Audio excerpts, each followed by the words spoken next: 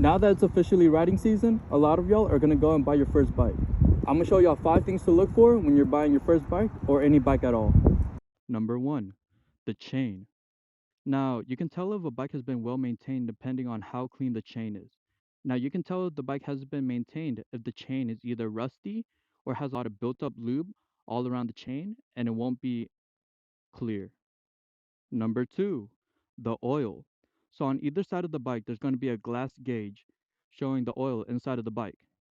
Now, if you tilt the bike upright, the oil should sit in the middle of both of the indented lines and should be somewhat translucent. If the oil is probably dark and murky, it means that the oil has not been changed and you always want to change it after purchasing the bike. Number 3, the tires. A lot of people they assume that just because there's still deep threads in the tire that is still in good condition.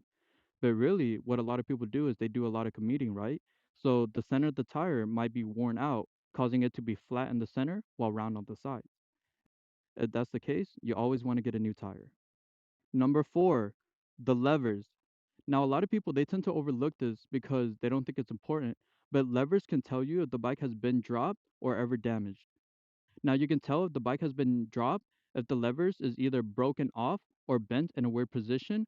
So, look at the levers to see if there's any scratches at the end, broken off, or bent in a weird position. Number 5, the last thing.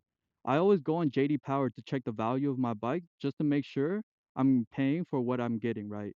So, if the bike is in good condition, then the average retail price on JD Power should be relatively the amount you're paying for on the bike.